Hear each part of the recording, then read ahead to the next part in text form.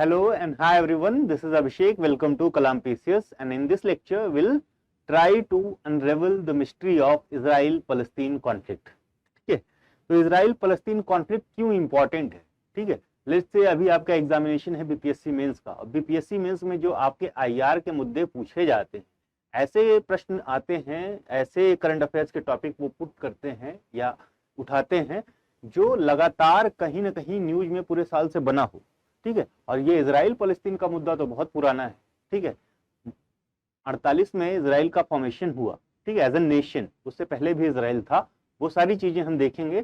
ठीक है, उससे पहले भी इजराइल था, फिर फलस्तीन बना, फिर Israel as a nation form हुआ। ठीक है, यूएन ने रिकॉग्नाइज किया, कैसे कैसे क्या हुआ, सारी चीजों को देखेंगे।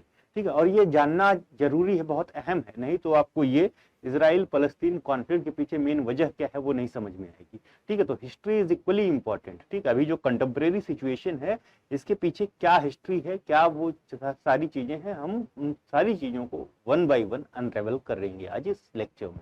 ठीक है, तो ये लेक्चर आपको बीपीएससी मेन 69 को ध्यान में रख के बनाया जा रहा है, but this lecture is also equally important for your UPSC mains as well as of prelims. ठीक है, यूपीएससी प्रीलिम्स और अदर स्टेट पीसीएस के जो एग्जाम्स हैं उनके लिए भी। क्यों इंपॉर्टेंट है? क्योंकि जो एरियाज हैं सटे हुए, लाइक आपको याद होगा कि यूपीएससी 2019 में गोलन हाइट्स पे क्वेश्चन पूछा था, बाउंड्रिंग कंट्रीज का नाम पूछा था, तो ज्योग्राफिकल पॉइंट ऑफ व्यू से, geography location point of view से भी इंपॉर्टेंट हो जाता है। ठीक है, तो इसमें हिस्ट्री, ज्योग्राफी, ठीक है, रिलीजियस कंटेक्स्ट क्या है, सारी चीजों को वन बाय वन देखते हैं। So let's begin with the Israel Palestine. तो कैसे फॉर्म हुआ, इससे पहले देखना है कि ये हैं कौन, इजराइलीज कौन है, पैलेस्टीनियंस कौन है। ठीक है, तो ये जो पैलेस्टीनियंस हैं आप सबको है कि ये मुस्लिम्स हैं, अरब्स। ठीक है, बेसिकली मुस्लिम्स हैं। और इजराइलीज कौन है? ज्यूज हैं। तो इजराइल पैलेस्टीन का जो कॉन्फ्लिक्ट है वो बिटवीन मुस्लिम्स एंड ज्यूज है। ठीक है, तो इसीलिए जो पैलेस्टीन के फेवर में ज्यादातर अरब नेशंस थे। पीएलओ का फॉर्मेशन आप सबको पता होगा, पैलेस्टीनियन लिबरेशन ऑर्गेनाइजेशन का जो फॉर्मेशन हुआ था 1964 में। ठीक है, 1964 में, तो इसी लाइंस पे हुआ था कि सारे अरब नेशंस को एक कॉज के लिए, to eradicate Israel from that area. ठीक है, जो कैनन वाला एरिया है वहां से पूरा इजराइल को खत्म करना, वो उनका एक लक्ष्य था। ओवर द पीरियड वो चेंज होता गया, पीएलओ ज्यादा सिंपथाइज या लिबरल हो गई। पीएलओ के बाद फिर हमास का जन्म हुआ, हमास का क्या रोल है, सारी चीजों को, कैसे इजराइल रिस्पॉन्सिबल है, ठीक है, हमास के फॉर्मेशन के लिए, सब चीजों को देखेंगे। उससे पहले स्टार्ट करते हैं कि ये ज्यूज आए कहाँ से, ये मुस्लिम्स आए कहाँ से, ठीक है, क्रिश्चियंस आए कहाँ से। इजराइल की जो लैंड है जेरूसलम, वो बहुत जो विवाद में रहता है, इतना विवादित जगह क्यों है जेरूसलम, तीनों रिलीजन्स के लिए इतना इंपॉर्टेंस उसका क्या है, सारी चीजों को हम वन बाई वन देखेंगे। आप सबको पता होगा कि क्रिश्चियनिटी, मुस्लिम, जो मुस्लिम समुदाय है, और ये आपका ज्यूज, जो ज्यूज, इनको अगर तीनों को कंबाइन करके बोला जाए तो इनको अब्राहमिक रिलीजन कहते हैं। अब्राहमिक रिलीजन क्या है? तो अब्राहम से आया अब्राहमिक रिलीजन। अब्राहम कौन थे? ठीक है, ये सारी चीजें देखते हैं। तो Abraham the father of many, ठीक है, तो इन्हीं से तीनों आपका अगर रूट जो ट्रेस करें तो क्रिश्चियनिटी, ज्यूज और मुस्लिम यहीं से आए हैं, मतलब कॉमन फादर जो है वो अब्राहम ही है। तो देखते हैं। ठीक है, तो आप सबने देखा है। ठीक है, तो ये अब्राहम, तेरा एडम यूज के समय से जो है वहां से ये लाइन और ऊपर जाएगी, लेकिन हमने क्या किया है यहाँ पे, अब्राहम की जीनियोलॉजी समझने की कोशिश करेंगे कि कैसे अब्राहम की जीनियोलॉजी फॉर्म होती है। ठीक है, उसमें भी इतना डिटेल में हमको नहीं जानना है, हमें क्या करना है, ठीक है, ये अंडरस्टैंडिंग बहुत इंपॉर्टेंट है। तो अब्राहम की दो बीवियां, वन इज सराय और दूसरी जो है हागर थी। कौन थी? हागर। हागर को बेसिकली इनकी इलिजिटिमेट बीवी माना जाता था। ठीक है, इनकी बेसिकली वो सेविका थी, किसकी? सराय की। सराह लिखा है, सराय कहीं कहीं लिखा होता है। तो जो इनसे जो है पैदा हुआ लड़का वो था इस्माइल, और ये जो सराय से हुए ये थे आइजैक। ठीक है, तो आइजैक इज जो है ये लेजिटिमेट सन थे, किसके? अब्राहम के, और सबसे प्रिय भी थे। ठीक है, सबसे प्रिय भी थे। तो ऐसा कहा जाता है कि इनको, हागर को और इस्माइल को देश निकाला दे दिया जाता है, मतलब इस कैनन के एरिया से बाहर भेज दिया जाता है। ठीक है, तो ये अरब वाले रीजन में, इस वाले रीजन में जाते हैं। ठीक है, दोनों कौन? Hagar the mother and the Ishmael the son of Abraham, ठीक है, अब्राहम इस्माइल इधर जाते हैं, तो इधर जाके ये कहीं ना कहीं जो मुस्लिम समुदाय का है उनका फॉर्मेशन करते हैं। तो ये जो आपके इस्माइल है ना, इस्माइल इस्माइलाइटाइज, तो इन्हीं के नीचे आपका आते हैं प्रॉफेट मोहम्मद, इन्हीं के ये बेटे थे प्रॉफेट मोहम्मद, ठीक है। और ज्यूज का देखते हैं, तो ये जो आइजैक हैं इनकी जो शादी जो होती है वो रेबेका से होती है, तो इससे दो जो है लोगों का जन्म होता है। तो ये जो जैकब हैं, ठीक है, जैकब, जैकब का दूसरा नाम था इजराइल, ठीक है, इजराइल, ठीक है, याद रखिएगा। तो the another name of Jacob was Israel, ठीक है। तो इन्हीं से जो है आप देखिएगा कि जैकब से बेंजामिन, जोसेफ, ये तो यहीं से ज्यूज का फॉर्मेशन होता है। तो ये ज्यूज के लिए और ये जो आपके इस्माइल हैं ये मुस्लिम्स के लिए, ठीक है, मुस्लिम्स के लिए। अब जब आएंगे आप 10th सेंचुरी में बीसी में, ठीक है, जो 1000 बीसी में, तो यहाँ पे एक डेविड आते हैं, ठीक है, डेविड, उनके बाद सोलोमन आएंगे, ठीक है, सोलोमन। तो इन्होंने जो है इजराइल की जो ये इनके जो जैकब के 12 ये जो है 12 ट्राइब्स थी, ठीक है, 12 ट्राइब्स ऑफ इजराइल यहाँ पे देख रहे हैं, तो 12 ट्राइब्स ऑफ इजराइल है। तो इसको जो है डेविड ने देन सोलोमन ने यूनिफाई किया, सोलोमन, ठीक है। और इसी में एक ब्रांच जाती है जहां पे ये जुदा वाली जो ब्रांच है, यहाँ पे क्राइस्ट का जन्म होता है, वो थोड़ा लेट होता है, जीसस क्राइस्ट का, इससे पहले ये ज्यूज ही रहते हैं। तो उतनी कहानी डीप में जानने की जरूरत नहीं, बस ये कॉमन अंडरस्टैंडिंग होनी चाहिए थी कि सबके फोर फादर्स एक ही है, ठीक है। अभी जेरूशलम से इनका लिंक क्या है, तो ये जो यरूशलम है, यहूदी इसको यरूशलम कहते हैं, हम लोग जनरली जेरूशलम कहते हैं। तो यरूशलम वाला जो एरिया है ये, यहाँ पे अलस्का मॉस्क, ठीक है, the temple mount, temple mount जो है उसको बोलते हैं हॉली ऑफ होलीज, ठीक है, हॉली ऑफ होलीज, ठीक है। तो वो जो माउंट है, माउंट सराय, ठीक है, mount Sarai, mount Moriah, sorry, mount Moriah जो स्पेशल जगह है, माउंट मोराया एक पहाड़ी है, माउंट मोराया, तो वो माउंट मोराया जो है उसी को जो है, ठीक है, यहाँ पे दिख नहीं रहा होगा का मैप, हाँ, तो ये यरूशलेम जो है यहाँ पे माउंट मोराया पे, ऐसा कहा जाता है कि अब्राहम को भविष्यवाणी हुई गॉड की, ठीक है, कि जो तुम्हारा सबसे बिलव्ड चीज है उसकी जाके वहां पे बलि दे दो। तो इनका जो बिलव्ड सन था वो था आइजैक, तो ये आइजैक को जाते हैं यहाँ पे माउंट मोराया पे सैक्रिफाइस करने, बट एंजल आके रोक लेता है, ठीक है, और प्रॉमिस करता है कि ये जो है प्रॉस्परिंग लैंड उनके वंशजों के लिए, ठीक है। तो दोनों बेटों को प्रॉमिस हुआ था, दो जो है इस्माइल को बाहर निकाल दिया गया, तो इस्माइल उधर जाते हैं, क्रिश्चियनिटी का फॉर्मेशन करते हैं, ठीक है, तो वो क्रिश्चियनिटी कह रहे हैं, इस्लाम का फॉर्मेशन करते हैं, और इधर जो आपके जैकब हैं और आइजैक फिर जैकब, ये ज्यूज का जो ज्यू रिलीजन का फॉर्मेशन होता है। तो Ishmael and Hagar, prophet Mohammed, united Arab tribe, तो 12 वो भी ट्राइब्स थी, 12 ये भी ट्राइब थी। अभी जो प्रॉफेट मोहम्मद ने यूनाइट किया है, और इस्लाम का जन्म मोहम्मद से हुआ है, इस्माइल से नहीं हुआ है, ठीक है, लेकिन रूट यहीं से है, इस्माइल से, याद रखिएगा, इस्माइल से है, ठीक है। तो एन अनाउंस होली वॉर, जिहाद, conquered Palestine in 636-46 BC and began to settle there, ठीक है। तो ये जो इस्लाम है फलस्तीन वाले एरिया में 636 से 646 BC में आता है। उससे पहले की हिस्ट्री ये है कि ये जो आपका इजराइल है, ठीक है, अभी ये आपको इनकी प्रॉफिट अरे अब्राहम की, आइजैक की और इस्माइल की स्टोरी पता चल गई, ठीक है। ये 1800 BC के आसपास की है, काफी पुरानी, 3000 साल पुरानी हिस्ट्री है, ठीक है। आते हैं 1000 BC के आसपास, ठीक है, 1000 BC के आसपास। 1000 BC में क्या होता है, ठीक है, 1000 BC लेट से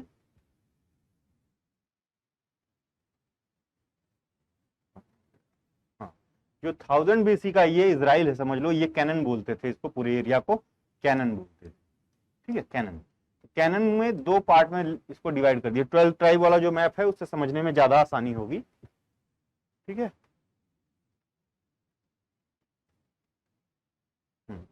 तो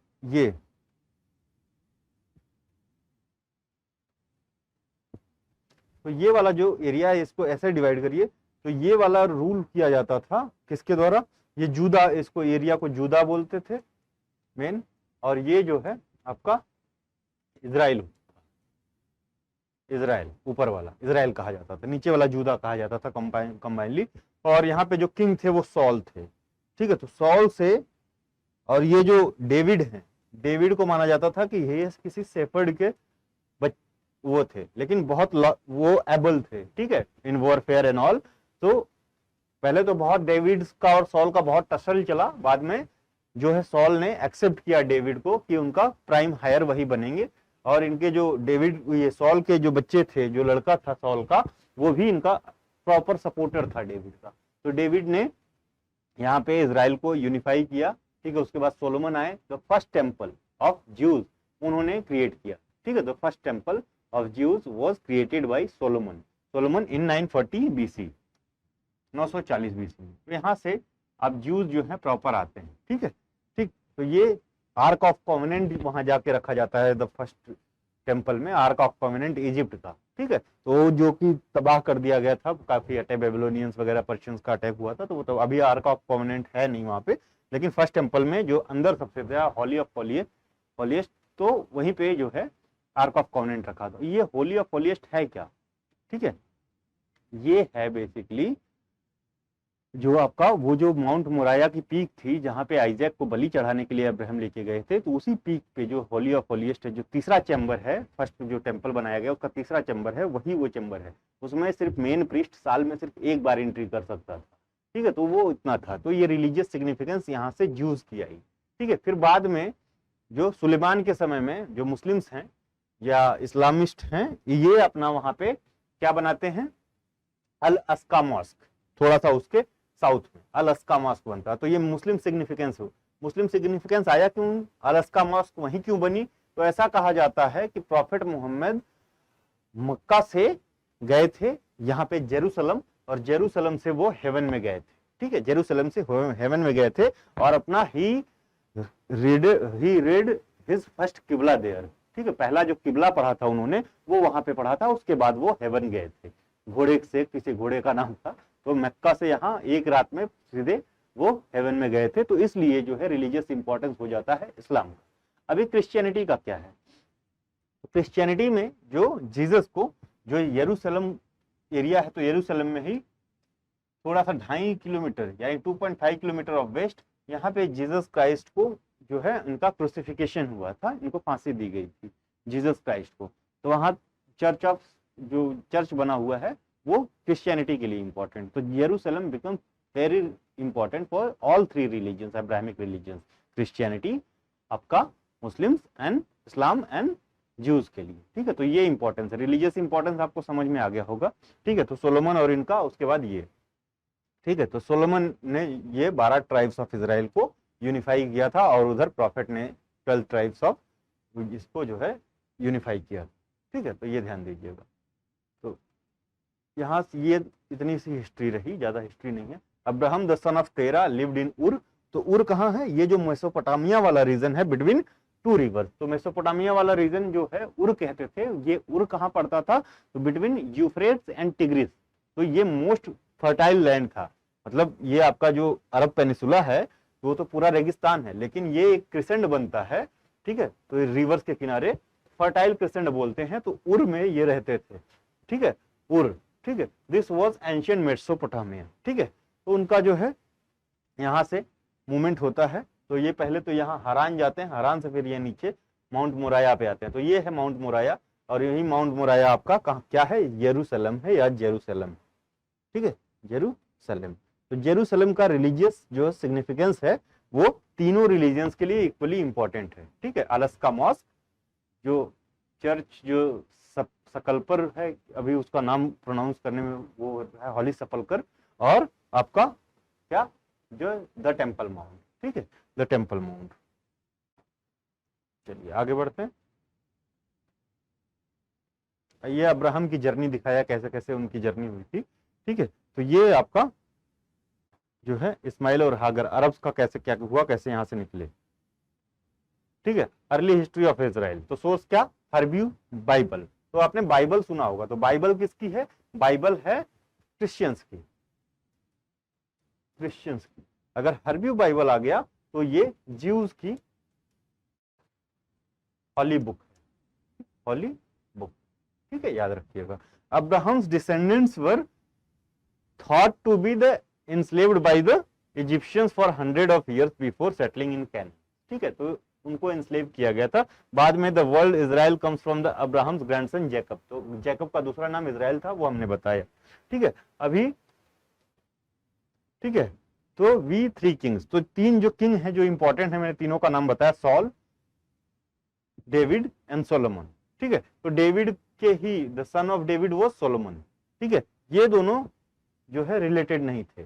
ठीक है, बेसिकली ये रॉयल ब्लड भी नहीं थे। ठीक है, रॉयल ब्लड भी नहीं थे, और इन्होंने एडल्ट्री परफॉर्म की थी, तो इसलिए क्रिश्चियनिटी में इनको उतना प्योर भी नहीं माना जाता। सोलोमन का रिगार्ड डेविड से ज्यादा है क्रिश्चियनिटी और ज्यूज के बीच में, दोनों में। ठीक है, तो ये ध्यान दीजिएगा। चलिए, तो क्या है इजराइल का ये। ठीक है, तो यही है church of Holly सेपल्कर।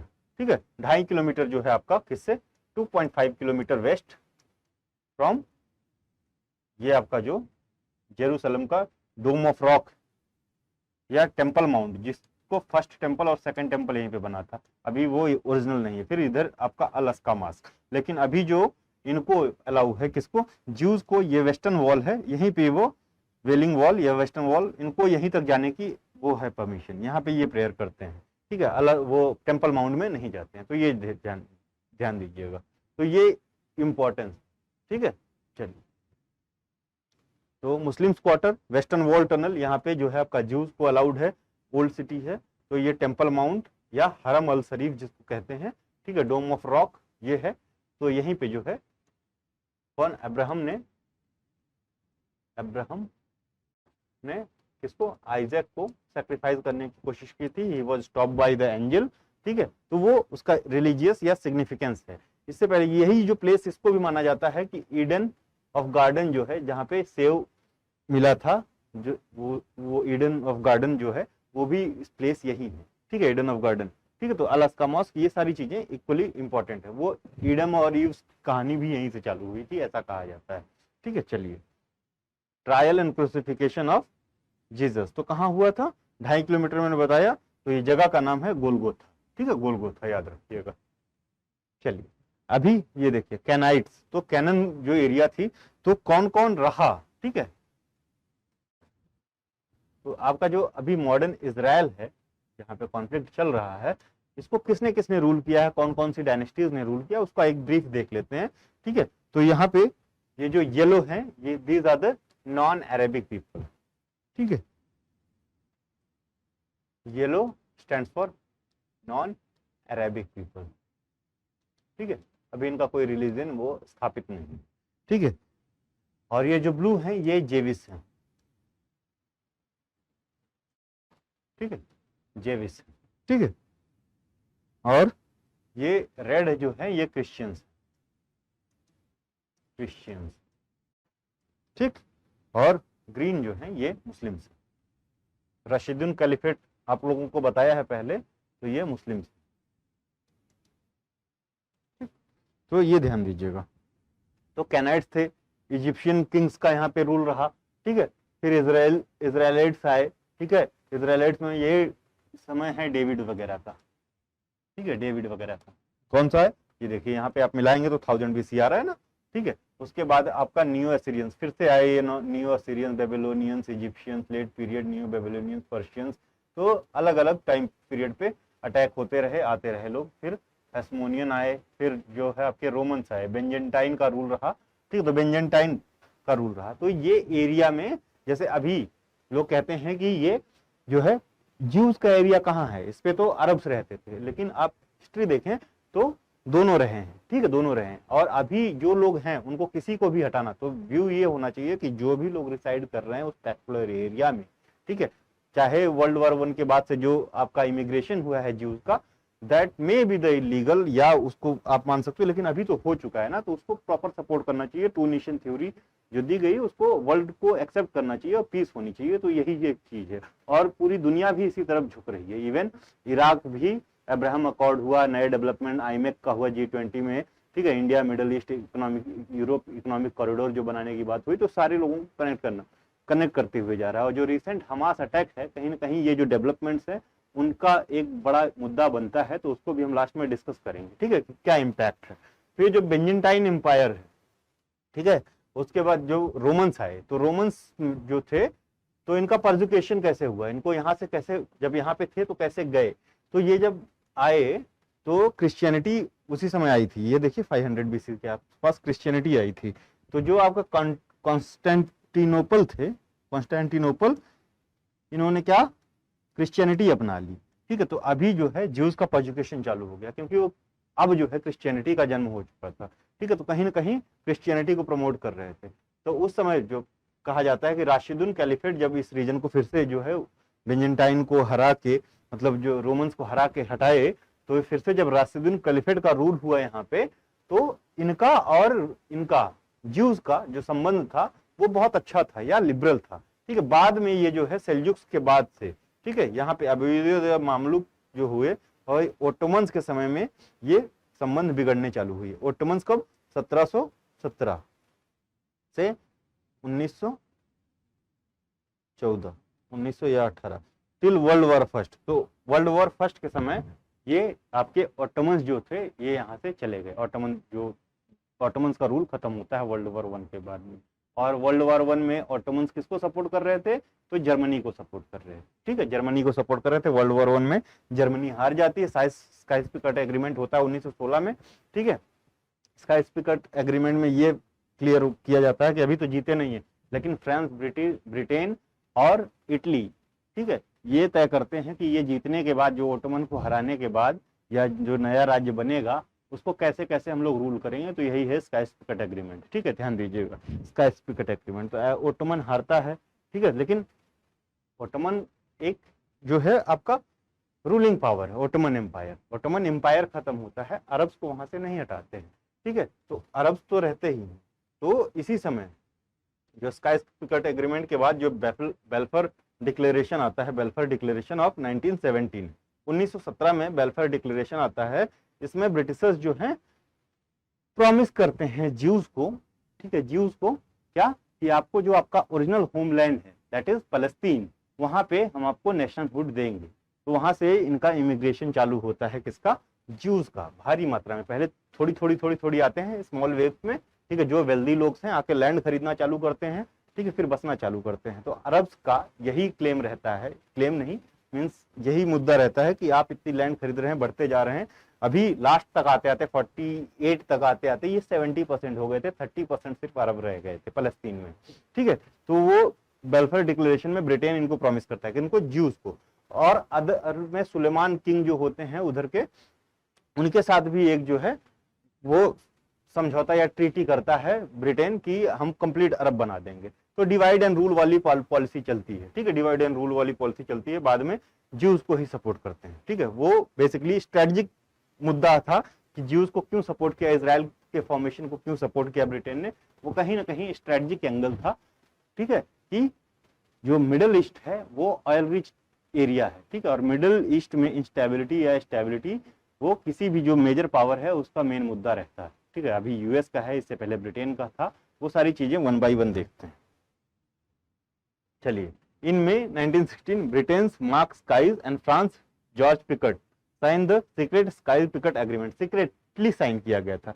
The Russian, French and British empires had talked about how the former territory of their foes would be divided among them when World war 1 started in 1940, कि जीतने के बाद कैसे डिवाइड किया जाएगा या अभी कैसे डिवाइड करेंगे, अगर हमने जीत लिया तो इसको कैसे रूल करेंगे। Parallel to this the British made agreement with Arab nationalists guaranteeing independence in exchange for a successful uprising against Ottoman empire. Arab से ही कर रहे हैं, ठीक है, अरब से। तो 1915 में मैंने बताया ना कि वो सुलेमान से एग्रीमेंट किया था, ठीक है। अभी आप देखेंगे इसके बाद 1917 में बेल्फर डिक्लेरेशन होता है ज्यूज के साथ 1917 में। तो इधर जो है अरब्स के साथ भी कर रहे हैं, ठीक है। तो ये डिवाइड एंड रूल उनको भी प्रॉमिस दे रहे हैं और इधर भी प्रॉमिस दे रहे हैं, अरब्स के साथ 1915 में, ठीक है। और 1917 में आपका बेल्फर डिक्लेरेशन था। क्या है बेल्फर declaration? The Balfour declaration of 1917, British foreign secretary Arthur James बेल्फर, ठीक है, ये एक लेटर लिखते हैं। किसको लिखते हैं लेटर?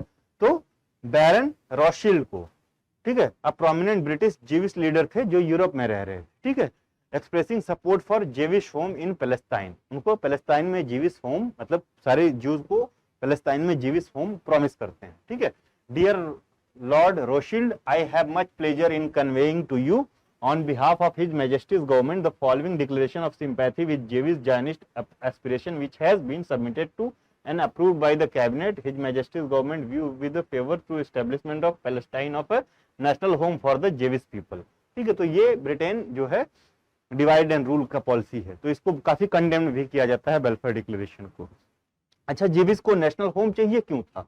तो जेविस के खिलाफ जो है ना एंटीसेमेटिक सेंटिमेंट्स बहुत ज्यादा डेवलप हो रहे थे वर्ल्ड वाइड, तो ये फैले हुए थे, रशिया में थे, पोलैंड में थे, जर्मनी में थे, तो हर जगह इनका वो परसिक्यूशन होता, क्योंकि एक रीजन है कि ये कहीं गए तो थोड़े थे, वेल्दी थे, ठीक है, तो हर जगह पे इनका सब वो हो रहा था और छोटे छोटे मात्रा में थे, इधर उधर भगे थे, क्योंकि यहाँ पे जो इंस्टेबिलिटी थी, जो पैलेस्टाइन वाला रीजन था, हिस्टोरिकल इंस्टेबिलिटी की तरफ से इनका जो है माइग्रेशन हुआ था यहाँ से अदर एरियाज ऑफ वर्ल्ड में।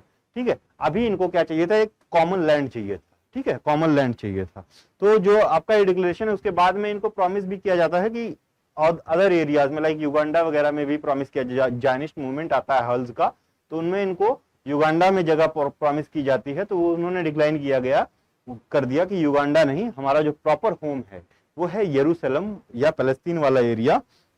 अभी इजराइल नहीं बना है, इजराइल नाम नहीं ले रहे, इजराइल का नाम आया 1948 में। ठीक है, इजराइलाइट्स कहते थे पीपल को, लेकिन इजराइल नाम स्टेट का 1948 में आया है, वो ध्यान दीजिएगा। ठीक है, तो बेल्फर डिक्लेरेशन यही था, सीक्रेट लेटर था। ठीक है, किसका? फॉरेन सेक्रेटरी अर्थल बेल्फर का टू द बैरन रॉशिल्ड, जो कि लीडर थे जीविश कम्युनिटी के। ठीक है, यूरोप में। चलिए, तो who was the Theodore hulls? तो ये जायनिज्म जो है, ज्यूज के लिए जो मूवमेंट है उसको जायनिज्म कहते हैं। तो जायनिस्ट ऑर्गेनाइजेशन फॉर्म हुई, कब फॉर्म हुई देखते हैं, establishment of modern Zionism movement. तो जायनिज्म मूवमेंट पहले से चला, लेकिन इससे मॉडर्न जायनिज्म मूवमेंट कब का एस्टेब्लिश हुआ? तो Theodor Herzl officially established modern Zionism in 1897। कहाँ पे एस्टेब्लिश किया? तो ये जो है ये ऑस्ट्रियन थे, ऑस्ट्रियन जेविश जर्नलिस्ट और एक्टिविस्ट थे, इन्होंने जो है ये किया था, ये स्विट्जरलैंड में 1897 में किया। फर्स्ट जायनिस्ट कांग्रेस हुई थी 1897 में। ठीक है, ये क्या है? जेविश नेशन की डिमांड था इसका मेन जो है मुद्दा इस मूवमेंट का। ठीक है, जेविश पीपल के सर्वाइवल के लिए। ठीक है, अभी जर्मनी जो है परसिक्यूशन नहीं कर रहा है, वो वर्ल्ड वॉर 2 के समय में करेगा, अभी जर्मनी हार जाएगा, लेकिन अदर नेशंस में भी इनको अच्छे से नहीं देखा जा रहा। ठीक है, ठीक है, तो फर्स्ट जायनिस्ट कांग्रेस 1897 में हुई। ठीक है, who was the Theodore hulls? तो ये जायनिस्ट जो मूवमेंट था उसके मेन लीडर थे या फाउंडर थे। ठीक है, तो इनको फाउंडिंग फादर ऑफ इजराइल के नाम से भी जाना जाता है, बहुत इंपॉर्टेंट इमेज। ठीक है, situation just before First World War क्या थी? तो control over Palestine was strategic imperial interest to keep Egypt and Suez Canal within Britain sphere of influence. तो स्वेज कैनाल और किसका? इजिप्ट को इन्फ्लुएंस में या कंट्रोल में रखने के लिए ब्रिटेन के लिए बहुत ज्यादा जरूरी था, ब्रिटेन और फ्रांस दोनों के लिए। ठीक है, बेसिकली यूरोप के लिए, क्योंकि पूरा यूरोपियन ट्रेड उस समय ये स्वेज कैनाल होके जाता था।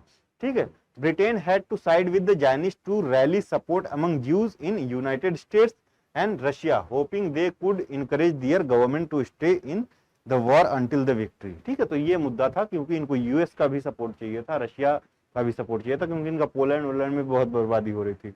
तो ग्रेट ब्रिटेन ने जैसे इंडिया के लिए अनाउंस कर दिया था कि इंडिया इज द कंटेंडर या member to the war, world war 1 में इंडिया को पार्टनर बना दिया था, उसी तरह से जीविस के लिए भी इन्होंने लेटर लिखा, एवरी एबल, ठीक है, अनमैरिड ज्यू ज्वाइन द ब्रिटिश आर्मी। ठीक है, between 15 to 45 years of age.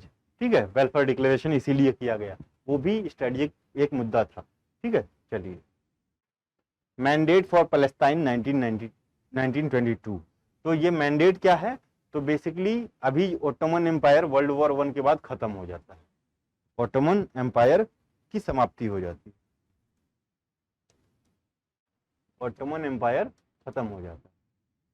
ठीक है, तो जो आपका लीग ऑफ नेशन है ये रिस्पॉन्सिबिलिटी देता है, लीग ऑफ नेशन रिस्पॉन्सिबिलिटी देता है कि जो ये इजराइल वाला एरिया है या कैनन वाला एरिया है, इसको किसको गवर्न करने के लिए? ब्रिटेन को, ग्रेट ब्रिटेन को। इसको देखिए, ठीक है, यहाँ पे इंस्टेबिलिटी नहीं होनी चाहिए। The Balfour declaration text was incorporated into mandate for Palestine issued by League of Nations in 1922। ठीक है, तो लीग ऑफ नेशंस आ जाता है। ठीक है, तो ये ब्रिटिश मैंडेट रहता है टिल 1948। तो जो Palestine British mandate of Palestine के नाम से जानते हैं टिल 1942 फ्रॉम 1922। तो 20 साल के लिए ब्रिटिश मैंडेट ऑफ पैलेस्टाइन नाम दिया जाता है। British responsibility for Jewish homeland, the mandate interested great Britain with the responsibility of establishment of Jewish home in Palestine for the Jews. ठीक है, तो ये मैंडेट है, इधर ट्रांस जॉर्डन है। ठीक है, तो ये ब्रिटिश मैंडेट है। जेविश रिसेटलमेंट इन इजराइल कैसे होता है? तो शुरू में जो फर्स्ट रिलोकेशन है 35,000 ज्यूज रिलोकेट होते हैं 1882 से 1903 में। ये जो फर्स्ट वेव है, इसको फर्स्ट वेव का नाम दे सकते हो। इसमें वेल्दी पीपल्स आते हैं सबसे पहले, and they started purchasing of land. तो जो अरब्स की डिमांड थी वो सबसे पहला था कि इनको बाहर निकालना, और दूसरा ये जो लैंड परचेज है इसको रोकना। और इनका जो अभी जो आ गए वो ठीक है, लेकिन जो लैंड परचेज है उसको रोकना जो है, और जो नए इमिग्रेशन हो रहे हैं उस पर पाबंदी लगानी, ये ब्रिटेन से इनकी डिमांड थी। Another 40,000 made their way to the homeland between 1904 to 1914। Most Jews about 57% of them lived in Europe in 1939। तो 1939 में more than 50% Jews used to live in Europe. ठीक है, Europe. However by the end of World War 2 यानी 1942 के आसपास only about 35% of the Jewish population still resided in European countries। ठीक है, तो देखिए किस लेवल का ये हुआ था। 1949 में more than 249,000 Jewish settlers moved to the Israel। This was the largest number of immigration to the arrive in a single year in the Israel। तो 1949 में बेसिकली जब 1949 में इजराइल का फॉर्मेशन होता है, formation of Israel bye UN mandate, तो ये कह दिया जाता है कि पूरी दुनिया में कहीं भी कोई ज्यूज है तो वो इजराइल में बिना किसी उसके आ सकता है, उसको जमीन वगैरह सब खरीद के दी जाएगी, सबको आमंत्रित किया गया। क्योंकि ज्यादा तो थे ही नहीं ना, इनको लोगों को इकट्ठा करना था, अपने लोगों को, और एक नेशन क्रिएट करना था। बाकी in science and technology in all field of spheres they were brilliant. ठीक है, तो इनको पैसे की कमी नहीं थी, लोग चाहिए थे, तो सबको बुलाया गया। चलिए आगे बढ़ते हैं। ठीक है, इंटर कम्युनल कॉन्फ्लिक्ट। ठीक है, 1936 से 39 के बीच में 1936 टू 1939 इंटर कम्युनल कॉन्फ्लिक्ट हुआ। कहाँ पे? जो आपका इजराइल पैलेस्टाइन वाला रीजन है वहां पे। इंटर कम्युनल कॉन्फ्लिक्ट किसके बीच में? तो अरब्स के बीच में, या ट्रांस जॉर्डन उस एरिया को बोलते थे जिसमें अरब मुस्लिम्स रहते थे, और इजराइलाइट्स के बीच में। तो इसको ग्रेट रिवोल्ट के नाम से भी जानते हैं, ग्रेट पैलेस्टीनियन रिवोल्ट के नाम से जानते हैं, बिटवीन 1936 टू 1939। ठीक है, याद रखिएगा। was a Palestinian Arab uprising against British rule in mandatory Palestine। Mandatory Palestine means this Palestine was under British mandate।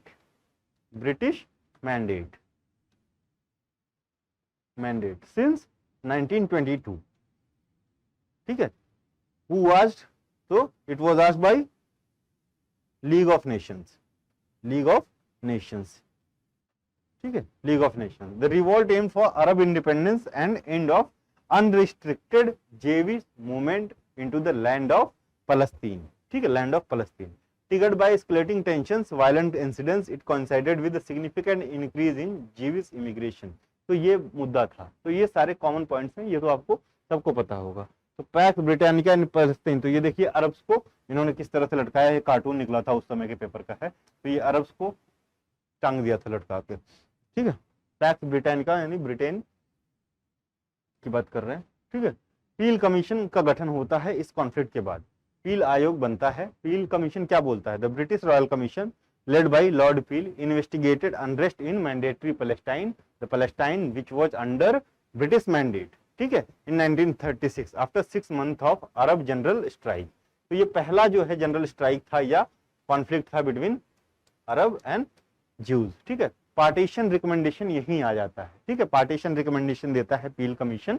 ठीक है, लेकिन ये नहीं कहता कि अलग अलग देश बनाओ। पार्टीशन मतलब एक ही देश में 2 एरिया डिवाइड करिए और इसमें रहने दीजिए। ठीक है, रहने दीजिए, लेकिन ये कहीं काम नहीं करता है। ठीक है, तो पील कमीशन सक्सेसफुल नहीं होता है। ठीक है, वर्ल्ड वॉर 2 अब आ रहा है, तो वर्ल्ड वॉर 2 आ रहा है, तो जर्मनी में हिटलर का राइज हो रहा है और वहां पे हॉलोकॉस्ट चालू हो चुका है। ठीक है, the white paper of 1939 recommended that an independent Palestine governed jointly by Arabs and Jews be established within 10 years। तो ये 1939 का जब व्हाइट पेपर निकालते हैं, जैसे यहाँ पे जो आपका साइमन कमीशन कह रहे हैं, जो कमीशन आते हैं इंडिपेंडेंस कमीशन इंडिया के, उसी तरह से व्हाइट पेपर निकालते हैं कि 10 साल बाद आपको अलग अलग स्टेट दे देंगे।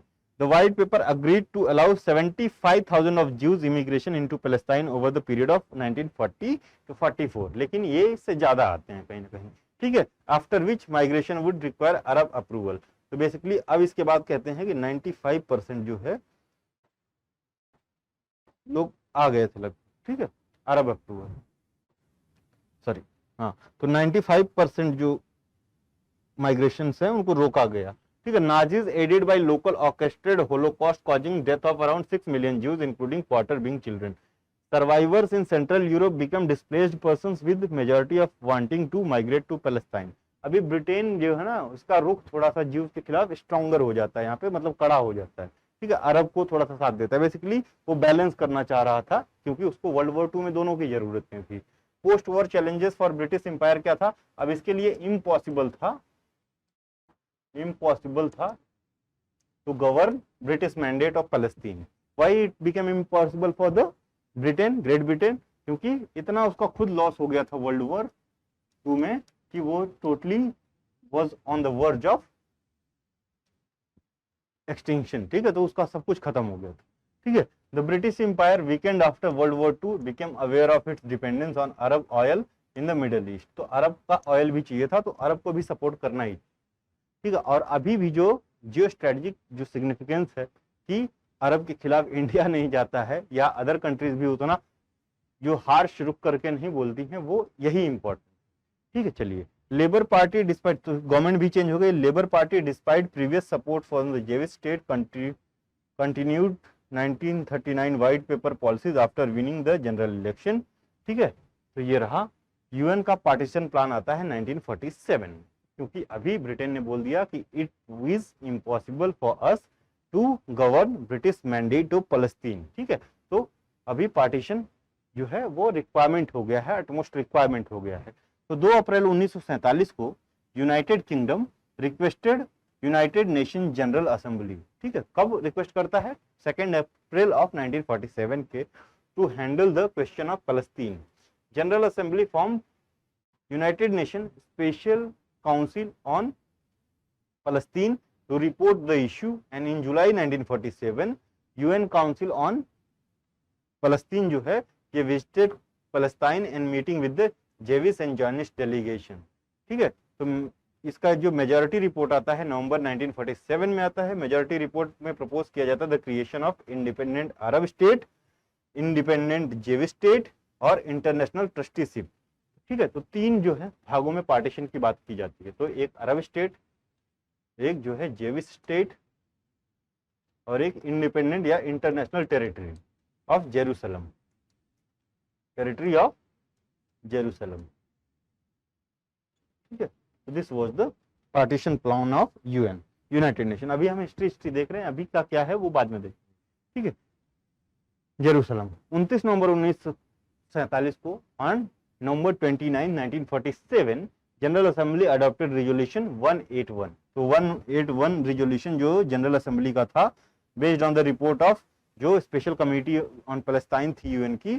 ठीक है, स्लाइट मॉडिफिकेशंस के साथ इसको एक्सेप्ट किया। ठीक है, और 14 मई 1948 को ठीक है पार्टीशन हो जाता है और इजराइल और फलस्तीन तो अपना बना नहीं पाता, लेकिन इजराइल ने अपना खुद का देश बना लिया। ठीक है, बना लिया, क्योंकि फलस्तीन में एक छोटा सा टुकड़ा नहीं था, अलग अलग एरिया के लोग रहते थे। तो 14 मई 1948 को the day that last British forces left from the Haifa, Jewish people council gathered at the Tel Aviv museum and proclaim the establishment of Jewish state of Israel. ठीक है, state of Israel was born on 14 मई 1948। ठीक है, सिर्फ एक दिन बाद 15 मई को अटैक हो जाता है। ठीक है, सब कुछ देखेंगे। ठीक है, तो 1917 में ठीक है, ये देखिए पैलेस्टीनियंस कितने थे, तो ये पैलेस्टीनियन यानी अरब पीपल्स 1917 में ये थे, ठीक है। 48 में कितने रह गए, तो ये आपका वेस्ट बैंक और ये गाजा वाली एरिया में, ठीक है। 67 में ये भी कैप्चर कर लिया, ठीक है। 1995 में ये किसके पास है, इजराइल के पास है। तो ये मैप से आप लोगों को समझ में आ रहा है, ठीक है। चलिए, Arab Israel war of 1948, just a day after creation of Israel, ठीक है। कब, 15 मई को। Israel declared statehood in 1948 leading to invasion by neighbouring Arab states. कौन कौन, Egypt, Jordan, Lebanon, Syria. It resulted into Israeli victory and signing of armistice agreement with territorial changes. तो क्या territorial changes होते हैं, ये 6 के 6 देशों को हराता है, एक दिन का पैदा हुआ राज्य, ठीक है, इजिप्ट। तो territory was divided into 3 part, तो जेविस इजराइल, अरब वेस्ट बैंक और गाजा स्ट्रिप, ठीक। तो अरब को वेस्ट बैंक और गाजा स्ट्रिप देने की बात की जाती है। The agreement establish temporary borders between Israel and neighbouring Arab strip. तो वेस्ट बैंक किसके पास जाता है, जॉर्डन के पास जाता है, और गाजा स्ट्रिप इजिप्ट के पास जाती है फॉर द एडमिनिस्ट्रेशन, ठीक है।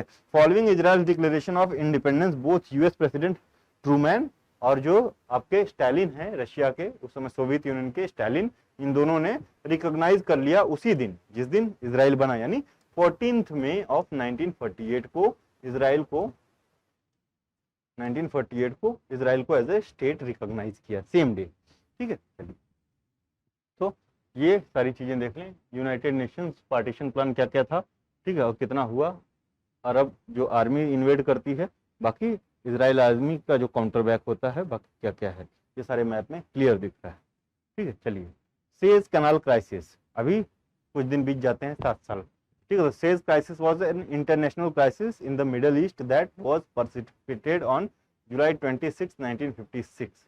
तो सुएज कैनाल क्राइसिस होता है तो इसके पीछे कई रीजन दिए जाते हैं। वन ऑफ द रीजन कि जो ये नासिर थे इजिप्ट के जो प्राइम मिनिस्टर थे, इनको जो है इन्होंने डेट मांगा था, जो आसवान डैम है नाइल रिवर पे, इसको बनवाने के लिए। किससे, ब्रिटेन से मांगा, ब्रिटेन ने मना किया। फिर यूएस से मांगा, यूएसए ने मना कर दिया। तो इन्होंने क्या किया, जो यूएस और फ्रांस की जो कंपनी थी, Suez company, canal company, Suez canal को ही नेशनलाइज कर दिया, ठीक है, और इनका आना जाना बंद किया। फिर उसके पीछे जो है काउंटर अटैक जो होता है किसका, इजराइल का, on the asking of Britain and France. तो देखते हैं कैसे कैसे, ठीक है। तो ये so nobody gives a dam, तो हम बंद ही कर देंगे। चलिए, Israel, France and UK launched a military campaign against Egypt over nationalisation of Suez canal in 1956, ठीक है। तो बेसिकली ये ब्रिटेन हमेशा आके इजराइल को बोलता है कि हमने हर बार आपका सपोर्ट किया है, we have supported you number of times, whenever you ask for the help, we were there for you, now it's your time to support us। तो इजराइल अटैक करता है किस पे, इजिप्ट पे। During this period Israel captured Sinai peninsula and Gaza strip but withdrew under international pressure in 1957, ठीक है। तो Sinai peninsula को जीत लेता है। तो नासिर जो है फिर भी जो है नासिर की इमेज एज एन हीरो बनी जाती है आफ्टर ये जो है 1956 सुएज कैनाल क्राइसिस में, ठीक है। चलिए आगे बढ़ते, ठीक है। तो पीएलओ का फॉर्मेशन इसी के बाद होता है। अभी ये लोग देख रहे हैं कि अभी इनको क्या लगा कि एज एन कंट्री हम लड़ रहे हैं ना, तो कहाँ गलती रह जा रही है, where is the fault, we are not winning the war. क्योंकि हम तो 5-6 स्टेट्स हैं, वो अकेला 20 साल पुराना देश है, 67 में कितना दिन हुआ, 48 में, 20 साल भी नहीं हुआ, वो अकेला जीत जा रहा है। तो they felt the need of an organisation, these 5-6 Arab states, so they formed the PLO in 1964। PLO is what, Palestinian Liberation Organization, ठीक है, Palestinian Liberation Organization। और इसका मेन जो वो क्या था, मोटिव क्या था इसके फॉर्मेशन का, कि इजराइल को वहां से खदेड़ना और अरब नेशन का establishment. PLO represents Palestinians recognized since 19 or formed in, recognized since नहीं है, formed in 1968, ठीक है।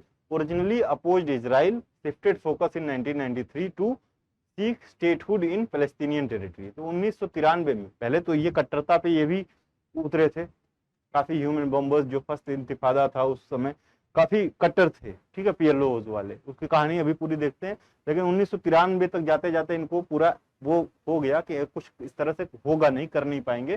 तो ओस्लो अकॉर्ड साइन होता है और यहाँ पे पीस एग्रीमेंट होता है बिटवीन पीएलओ एंड इजराइल। तो वो सारी देखेंगे। हेडक्वार्टर अल्बेरे वेस्ट बैंक में है। यूएन में ऑब्जर्वर स्टेटस इसको मिला है सिंस 1974। उससे पहले इसको जो है टेररिस्ट ऑर्गेनाइजेशन जो है घोषित किया गया था बाय यूएस। ठीक है, designated as a terrorist group by US in 1987 despite talks and recognition. Suspended recognition of Israel in 2018। PLO ने, ठीक है, दो रिलेशंस जो है इनका, मतलब अब ये रिवॉल्यूशनरी या टेररिस्ट ऑर्गेनाइजेशन की तरह नहीं काम करते हैं, पीस वाले एरियाज में काम करते हैं, डिमांड करते हैं। ठीक है, तो suspended recognition of Israel in 2018 demanding acknowledgement on pre 1967 borders. तो 1967 में जो 6 डे वॉर हुआ था तो इजराइल ने जो कैप्चर कर लिया है, यानी उनको वही बॉर्डर चाहिए कि गाजा और वेस्ट बैंक हमको चाहिए। ठीक है, तो वही वाला बॉर्डर रखो, नहीं तो हम इजराइल को स्टेट नहीं मानेंगे। ठीक है, 2018 का इनका स्टैंड है। Founded in 1964 by Arab league for Palestinian representation aiming for Arab unity and Palestinians liberation. ठीक है, तो ये पीएलओ का फॉर्मेशन था। लेकिन पीएलओ में सबसे ज्यादा जो इसमें मोड़ आता है, पीएलओ जब एक्टिव होती है कब होती है, 69 में होती है, जब यासिर अराफात इसको ज्वाइन करता है। The most important leader of the PLO Yasser Arafat. ठीक है, तो वो भी देखेंगे आगे। सबसे पहले देखते हैं यहाँ पे 1967 का अरब इजराइल वॉर। ठीक है, जिसको 6 डे वॉर भी कहते हैं। ठीक है, या थर्ड अरब इजराइल वॉर। थर्ड कैसे, 1948 में हुआ, और 1936 से 1939 वाला एक जो वॉर था उसकी भी बात है करते हैं। ठीक है, तो उसको फर्स्ट काउंट करते हैं। After 1956 Suez crisis, Egypt agreed to UN emergency force in Sinai peninsula. ठीक है, कि सिनाई पेनिनसुला जो है वहां पे एक यूएन इमरजेंसी फोर्स रखी जाए। और 1966 में सीरिया अलाइड विद इजिप्ट। ठीक है, तो सीरिया जो है वो इजिप्ट के साथ आ जाती है 1966 में। सीरिया कहाँ, ऊपर वाले एरिया में, गोलन हाइट्स वाला जो एरिया है सीरिया का है, वहीं पे जो अभी जो टेररिस्ट ऑर्गेनाइजेशन है हिजबुल्लाह वहीं से अटैक करता है। ठीक है, tensions rose due to Palestinian guerrilla activity. तो पैलेस्टीनियन क्या करते थे, गुरिल्ला वॉरफेयर में ये ट्रेंड थे। ठीक है, गुरिल्ला एक्टिविटी। और मई 1967 में false report missed Nasser leading to massing of troops on Israel border. Basically क्या हुआ था, तो ऐसा कहा जाता है कि ये इजिप्ट क्लेम करता है कि इन्होंने पहले अटेम्प्ट किया, और ये क्लेम करते हैं कि इन्होंने पहले वो किया, और ये शायद ऐसा हुआ है कि गलती से वॉर हो गया था, लेकिन बाद में सारे लोग ज्वाइन कर लेते हैं। तो आउटकम जो है 6 डे वॉर 6 दिन में चलता है, और अरब फोर्सेज जो है इजिप्ट को ज्वाइन करती हैं। ऊपर से जो है ये यहाँ पे अपनी फोर्सेज ले जाके, इसको लगता है कि ये अपनी फोर्सेज यहाँ पे मूव करवा रहा है जो है गल्फ ऑफ अकाबा में, तो ये यहाँ से वो करते हैं। विद इन 3 डेज इनके सारे एयर बेसिस जो है, किसके, इजिप्ट के सारे air bases, 90% of the air bases were destroyed by Israel with in 3 days. ठीक है, 3 डेज। और यूएस ने ये माना था कि 10 दिन का वो लिया था, लेकिन इजराइल ने सिर्फ 3 दिन में ये कर दिया। ऊपर से आपका सीरिया नहीं मान रहा है, सीरिया अटैक करता जा रहा है, सीरिया अटैक करता जा रहा है अभी भी। तो ये क्या किया, यहाँ से वेस्ट शिफ्ट करके यहाँ पे पहले इनका गोलन हाइट ले लिया, और जॉर्डन से वेस्ट बैंक ले लिया, और सिनाई पेनिनसुला फिर से कैप्चर कर लिया। किसका, इसका, इजिप्ट का। तो इजिप्ट से सिनाई पेनिनसुला, सीरिया से गोलन हाइट, और जॉर्डन से वेस्ट बैंक। कब, 1967 का जो 6 डे वॉर था। तो initiated by Arab Nations only, but final victory was of Israel. ठीक है, तो अभी तक जितने भी वॉर हुए कौन जीता है, इजराइल जीत रहा है हर बार।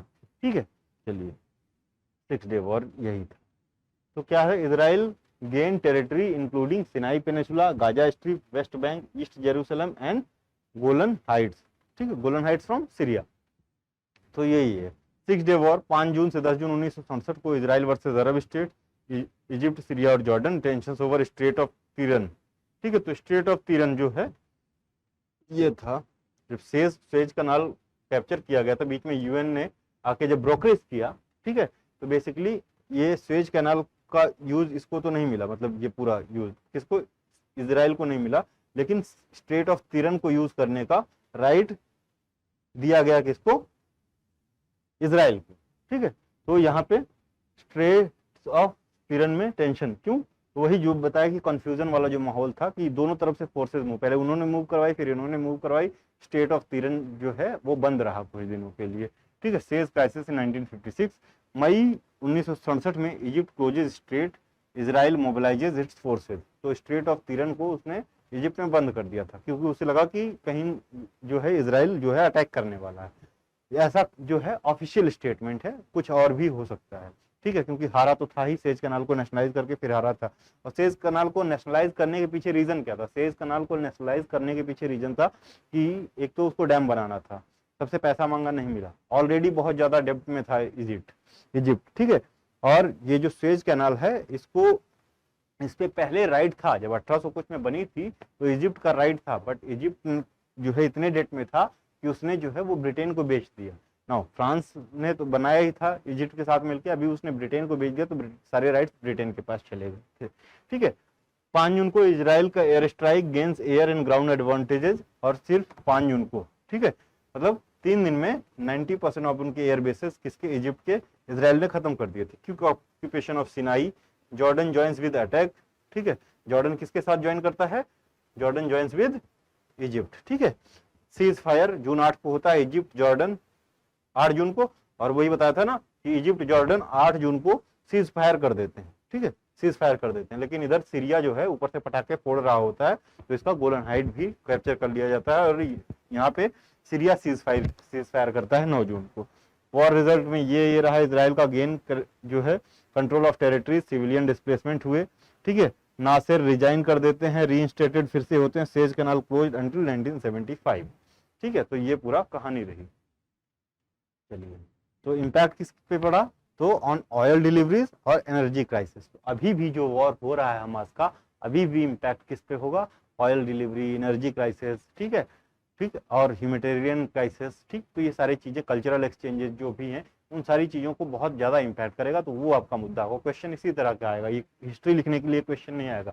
हिस्ट्री इसलिए बताई जा रही है कि आपको एक प्रॉपर अंडरस्टैंडिंग हो, ठीक है। तो ये योम किरपुर वॉर, ठीक है। तो अभी तो 6 डे वॉर हुआ, ठीक है। उसके बाद योम किरपुर वॉर कब होता है? 1973 में। मान नहीं रहे हैं, ठीक है, मान नहीं रहे हैं, लेकिन इसी के बाद से जो है अरब वर्ल्ड का जो नजरिया जो है इजराइल के लिए बदल जाएगा, ठीक है। उसके बाद ये लोग उतने एक्टिवली पार्टिसिपेट नहीं करेंगे।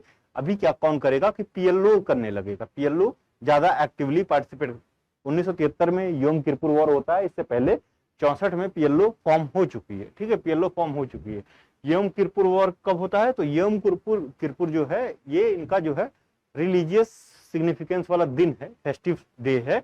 इस दिन जब इजराइल पूरा फेस्टिवल मना रहा होता है, ठीक है, 6 से 25 अक्टूबर 1973 को इजराइल जो है इन्वॉल्व इन, ठीक है, Israel and Arab coalition led by Egypt and Syria, ठीक है। तो involve Israel and Arab coalition fought between, ये 6 से 25 अक्टूबर। तो एक तरफ इजराइल था, दूसरी तरफ अरब कोलिशन इजिप्ट में था और सीरिया थे, 2 लोग थे। तो स्टार्टेड विद सरप्राइज अटैक करते हैं on Israel led Arab forces, ठीक है, on Israel by Arab forces on Yom Kippur. तो योम किरपुर क्या है? Was a festive day, festive religious day है, इंपॉर्टेंट इनका, अक्टूबर 6, 1973 को, ठीक है। इजिप्ट को क्या चाहिए था? क्योंकि जो 1967 का वॉर है, फिर से यूएन आया था मीडिएट करने के लिए, तो फिर से जो 48 में हुआ तो टेरिटरी तो वापस मिल गई, लेकिन 67 में जो 6 डे वॉर आया तो इन्होंने फिर से टेरिटरी मांगी, तो इसने मना कर दिया। किसने? इजराइल ने। बोला आराम से देंगे, अभी तुरंत नहीं देंगे, आराम से देंगे, ठीक है, क्योंकि यहाँ पे स्ट्रेटेजिक इश्यू है, अभी हम आपको टेरिटरी देंगे फिर कल आप वॉर करोगे, तो इसका कोई वो नहीं है, ठीक है। तो इजिप्ट को चाहिए था सिनाई पेनिसुला और सीरिया को चाहिए था गोलन हाइट्स। तो यही 2 कंटेंडर भी थे शुरू में, ठीक है। तो इजराइल के खिलाफ इजिप्ट और सीरिया ने ये योम किरपुर वॉर किया। Israel halted the Egyptian offensive and pushed back Syrian forces, दोनों को पीछे ढकेल दिया, ठीक है, पीछे ढकेल दिया। सीज फायर 22 अक्टूबर से और 25 अक्टूबर को, 22 को इजिप्ट के साथ सीज फायर होता है, 25 को सीरिया के साथ सीज फायर होता है, ठीक है। The conflict had profound implications leading to Camp David Accord in 1978। तो ये कैम्प डेविड अकॉर्ड बहुत इंपॉर्टेंट है, क्योंकि यहीं से जो है इजिप्ट का रुख जो है, या स्टांस ऑफ इजिप्ट, ठीक है, वो चेंज हो जाता है इजराइल के लिए, ठीक है। और इजराइल इसी के बाद पहली कंट्री, अरब कंट्री बनती है जिसने आपके इजराइल को एज एन स्टेट जो है रिकॉग्नाइज किया था, ठीक है। तो ऐसा आपके प्रीलिम में पूछ लिया गया कि कौन सा पहला अरब स्टेट है जिसने किसको? इजराइल को रिकॉग्नाइज किया था, और कब किया था, किस अकॉर्ड के तहत किया था? तो इजराइल। तो ये है आपका कौन सा? इजिप्ट है। तो इजराइल पीस ट्रीटी हुई, marking the first Arab recognition of Israel, ठीक है। तो देखते हैं, द योम किरपुर वॉर हमने देख लिया, ठीक है। यासिर अराफात की एंट्री होती है। अभी पीएलओ तो फॉर्म हो गया था, ठीक है। तो Yasser Arafat took the charge of PLO after Israel's victory in the 1960s का जो 6 डे वॉर था, ठीक है, यम किरपुर वॉर नहीं, उससे पहले ही यासिर अराफात आ जाते हैं। लीडिंग द फाता ग्रुप, तो ये जो एक फाता ग्रुप था उसके मेंबर थे। He became chairman of PLO की एग्जीक्यूटिव कमेटी की 1969 में अंटिल हिज डेथ इन 2004, ठीक है। After relocating from Jordan to Lebanon in 1971, Jordan से लेबनान क्यों इनको रिलोकेट करना पड़ा, क्योंकि अब धीरे धीरे सपोर्ट जो है अरब नेशंस का कम होने लगा था लेबनान में। PLO shifted focus to terrorism, ठीक है। तो अभी शुरू में जब फॉर्म हुआ था तो टेररिज्म इनका मेन फोकस नहीं था, अभी वो टेररिज्म करने लगे, ह्यूमन बॉम्बर्स को इधर उधर सुसाइड करने के लिए, और सारे का श्रेय किसको, या सारे जिम्मा जो है वो इजिप्ट के ऊपर डालने लगे। 1974 में अराफात शॉट ग्लोबल लेजिटिमेसी, ठीक है। जब उसको कहीं सपोर्ट नहीं मिला, अरब कंट्रीज भी सपोर्ट करना बंद कर दी, और उसको लगा, जैसे तिलक को लगा था कि war is not the solution, ठीक है, तो उसको लगा कि अब ये ग्लोबल लेजिटिमेसी चाहिए, ग्लोबल सपोर्ट चाहिए। तो leading to the Arab league recognising the PLO as the sole representative of Arab. तो ये जो है आपका जो अरब लीग है इसको रिकॉग्नाइज करती है, अरब लीग में सारे अरब नेशंस आ गए। तो उन्होंने भी माना कि इसका जो 10 साल से लगातार काम कर रहा है, तो इसके काम को देखते हुए इसको रिकॉग्नाइज किया कि ये सोल रिप्रेजेंटेटिव रहेगा अरब पॉपुलेशन का। अराफात का एड्रेस होता है यूएन में 1974 में, और ये हिस्टोरिक मोमेंट होता है। यूएन जो है इसको पीएलओ को रिकॉग्नाइज करता है, ठीक है, पीएलओ को रिकॉग्नाइज करता है। 1982 में PLO move to the Tunisia, ठीक है, गाजा स्ट्रिप से। ये ट्यूनिशिया क्यों गया 1982 में, तो लेबनान वॉर होता है 1982 में, Israel invaded Lebanon and ejected the PLO, ठीक है, लेबनान में। तो जब जॉर्डन से निकल के लेबनान जाते हैं तो वहां पे कुछ ये बवाल करते रहते हैं, तो यहाँ से इनको खदेड़ के भगा दिया, ठीक है। इसी के बाद से पीएलओ आपका शांत हो जाता है, और पीएलओ कोई वायलेंट एक्टिविटीज में इन्वॉल्व नहीं रहता है, ठीक है, वायलेंट एक्टिविटीज में इन्वॉल्व नहीं रहता है, ठीक है। कैंप डेविड अकॉर्ड के बारे में देखते हैं, वो 82 तक देख लिया, वो सारे एक दूसरे से लिंक है। तो Camp David Accord sign on सितंबर 17, 1978 को mark political agreement between Egyptian prime minister, कौन थे प्रेसिडेंट, अनवर सादत, और Israeli prime minister Menachem Begin after secret negotiation, ठीक है, at the US White House, ठीक है, मैरीलैंड में हुआ था, यूएस प्रेसिडेंशियल हाउस मैरीलैंड में हुआ। तो ब्रोकरेज कौन कर रहा था, यूएस कर रहा था, और ये सीक्रेट था वहां के। ये कैंप डेविड अकॉर्ड में, ठीक है, इसको यूएन ने नहीं माना, यूएन ने नहीं एक्सेप्ट किया। क्यों, क्योंकि जो पीएलओ के मेंबर थे इनको इन्वॉल्व नहीं किया गया था, और जो पैलेस्टीन का क्वेश्चन है वो बिना पीएलओ के सॉल्व ही नहीं हो सकता, क्योंकि ये जो अलग अलग नेशंस हैं ये तो खुद नेशंस हैं।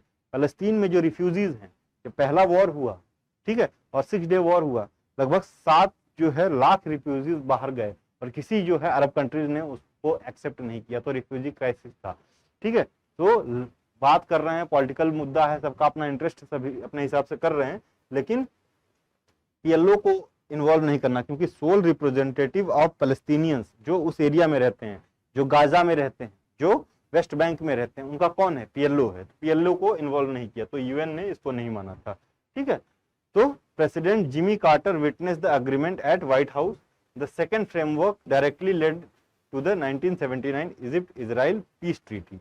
तो इसमें 2 ट्रीटी साइन हुई थी, एक तो इजिप्ट इजराइल पीस ट्रीटी, ठीक है, तो ये सक्सेसफुल रही। इसके लिए सादत और बेनाइन को नोबेल पीस प्राइज मिला था 1978 में। उसी तरह अराफात को भी जो है, जब ओस्लो अकॉर्ड होता है उसके बाद पीस प्राइज मिलता है, Nobel peace prize, Yasser Arafat को भी, ये भी ध्यान दीजिएगा, ठीक है। तो ये क्या है, outcome framework of for the peace in the Middle East, ठीक है। तो ये 2 ट्रीटीज, तो एक तो इजराइल जो है Egypt peace treaty, that was successful. Second was framework for piece in middle east था, और ये जो है सक्सेसफुल नहीं रहा। क्यों, तो establishment of self governing authority in Israel occupied territories of Gaza and West Bank effectively as step toward Palestinian statehood, ये पहला पॉइंट था इसका, ठीक है। Full implementation of provisions of UN resolution 242 including notably the withdrawal of Israeli forces and civilians from West Bank, ठीक है, और जो लैंड एक्वायर की गई थी 6 डे वॉर में, वहां से जो इजरायलिस्ट का जो है वैकेशन, ठीक है, recognition of legitimate rights of Palestinians people and the beginning of process of grant them full autonomy with in the West bank and Gaza with in 5 years. तो 5 साल का समय दिया, लेकिन कुछ हुआ नहीं, ठीक है। तो ये फ्रूटफुल नहीं रहा। अभी क्या है, ठीक है, तो फर्स्ट इंतिफादा होता है, ठीक है, फर्स्ट इंतिफादा यानी अपराइजिंग, इंतिफादा जनरली अपराइजिंग को बोलते हैं, ठीक है। तो फर्स्ट इंतिफादा कब होता है, तो फलस्तीनियन, ठीक है, अगेंस्ट क्या, इजरायली ऑक्यूपेशन ऑफ जो फलस्तीनियन वेस्ट बैंक और गाजा, ठीक है। तो ये क्यों होता है कि जो फलस्तीनियंस के जो लैंड है वेस्ट बैंक और गाजा, इसका जो इजरायली ऑक्यूपेशन है उसके खिलाफ हुआ था 1987 में और खत्म होता है 1991 में। This period of bloody conflict triggered a peace process, ठीक है, नोन एज ओस्लो अकॉर्ड। तो पहले तो खूब मारपीट धाड़ होती है, ठीक है, यासिर अराफात भी इसमें जो वायलेंट मूव में इन्वॉल्व रहते हैं, फाइनली उनको लगा कि इससे कोई फायदा नहीं है, तो ही set his foot for the peace treaty, that is first Oslo Accord. Arafat signed a series of treaties with Israel Prime Minister Yitzhak Rabin। तो इससे पहले जो जो पीस करने के लिए गया है उसमें से किसी न किसी की डेथ हुई है, ठीक है, तो वहां पे रबिन को मार दिया था, ठीक है, ये ध्यान दीजिएगा। The two leaders were jointly awarded Nobel peace prize in 1994, ठीक है। तो उधर आपका जो इजराइल वाली 1971 में योम किरपुर वॉर के बाद पीस ट्रीटी हुई थी, वहां भी अवार्ड मिला, ठीक है, पीस प्राइज, और इन लोगों को भी पीस प्राइज का अवार्ड मिला। The first Oslo Accord agreement was signed in 1993 and the second was in 1995, ठीक है। The Oslo Accord establishes the Palestinian National Authority, PA बनाता है, ठीक है। तो ये ओस्लो अकॉर्ड से पहला एक ऑर्गेनाइजेशन फॉर्म होता है जो पीएलओ पहले रहता है, अभी पैलेस्टीनियन नेशनल अथॉरिटी जो पीए का फॉर्मेशन होता है। और ये क्या करेगी, ठीक है, ये एजेंसी है जो गवर्न करेगी फंक्शनिंग ऑफ पीएलओ के फंक्शनिंग को गवर्न करेगी, ठीक है, और ये गवर्न करेगी part of Gaza and West bank को भी, ठीक है। They also created a timetable for Israel to gradually withdraw from the key territories that was captured in 6-day war of 1967, ठीक है। तो वो भी एक टाइम टेबल बनाया जाता है कि कब जाएंगे। 1994 में 1994 में Arafat return to the Gaza to head the PA, ठीक है, पैलेस्टीनियन अथॉरिटी को हेड करने के लिए after being exiled for 27 years, ठीक है। क्यों 27 ईयर्स से एक्साइल है, क्योंकि हमास अब आ गया है, ठीक है। और हमास है क्या, हमास अभी देखते हैं, ठीक है। However peace between the Israelis and Palestinians was short lived, ठीक है, कैसे, the second intifada another period of bloody conflict took place from 2000 to 2005। इसके पीछे रीजन था कि जो आपका वो है अलास्का मॉस्क कॉम्प्लेक्स में इनको अलाउड था, किसको, ज्यूज को, कहां तक जाने का, वेस्ट वॉल तक, प्रेयर वहीं पे करने का, ठीक है, यूएन का वो रिकॉग्निशन है 242 वाले में, ठीक है। लेकिन ये अंदर पूरा गार्ड वोर्ड लेके चले जाते हैं, बहुत कुछ बोलते हैं, उसके तहत फिर से सेकंड इंतिफादा होता है, वायलेंट मूवमेंट चालू हो जाते हैं, सारी चीजें। तो हमास का फॉर्म हुआ 1987 में at the beginning of the first Palestinian intifada, ठीक है, uprising. Its roots are in the Palestinian branch of Muslim Brotherhood. 1987 में फर्स्ट जो इंतिफादा है, यहाँ पे कहा जा रहा है 1987 में इसका फॉर्मेशन हुआ, ठीक है। तो फर्स्ट इन जो ये मुस्लिम ब्रदरहुड है, ठीक है, ये किस लिए बना, किसने बनाया, ये बनाया आपके इजराइल ने, मुस्लिम ब्रदरहुड। किस लिए कि जो गाजा वाली लैंड है और वेस्ट बैंक वाली जो लैंड है, यहाँ पे जो अरब्स रह रहे हैं या मुस्लिम्स रह रहे हैं, जो लोकल्स रह रहे हैं, उनकी कंडीशंस जब खराब हो तो वहां पे हेल्प वर्क, खाना पहुंचाना, वॉर एरिया है ना, वॉर जोन है, हमेशा वॉर हो रही है, तो यहाँ पे खाना और फैसिलिटीज पहुंचाने के लिए मुस्लिम ब्रदरहुड को, और वो पीस और एकता की भावना, ठीक है, ब्रदरहुड जो समझ रहे हो, तो पीसफुल मैसेजेस को कन्वे करने के लिए एक ऑर्गेनाइजेशन बनाया जाता है, ठीक है। धीरे धीरे ये बहुत फेमस हो जाता है बिटवीन द पीपल, ठीक है। और क्या होता है, इसी समय जो फर्स्ट ब्रदरहुड है उसके बाद जो है ये यासिर अराफात जो पीएलओ के जो चीफ थे, इनका भी मतलब बदल जाता है कि ये थोड़ा लिबरल हो जाते हैं, ठीक है। तो यहाँ के लोगों को, जो लोग थे जो उस एरिया में जो परेशान थे इजरायली फोर्सेस से, वो जो है एक नया लीडर चाहते हैं। अब नया लीडर की डिमांड जब किए तो मुस्लिम ब्रदरहुड से किया। Muslim Brotherhood was itself created by Israeli group, ठीक है। तो ये खुद जो है करके सपोर्ट नहीं कर सकते, इन्होंने एक सब ग्रुप बनाया जिसका नाम था हमास, ठीक है। तो Hamas and it is supported by robust socio political structure inside the Palestinian territories, ठीक है। हमास कब फॉर्म होता है 1987 में, और इसी के बाद से हमास जो है एक्टिवली काम करना चालू कर देता है, ठीक है। उसको पता है कि अब तो पीएलओ खत्म हो गया, तो एक नया ग्रुप चाहिए, तो नया इंसान आता है, नया बंदा आता है, उसको लीडरशिप चाहिए होती, he came to the leadership position.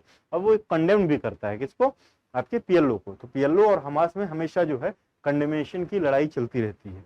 चलिए ओस्लो अकॉर्ड देखते हैं। It was the first direct फलस्तीनी इजराइल पीस अग्रीमेंट, ठीक है, ओस्लो वन अकॉर्ड 1993 में। क्या करता है ये अकॉर्ड, तो it established the Palestinian legislative council and set the parameters for the gradual withdrawal of Israeli forces from Gaza और वेस्ट बैंक से।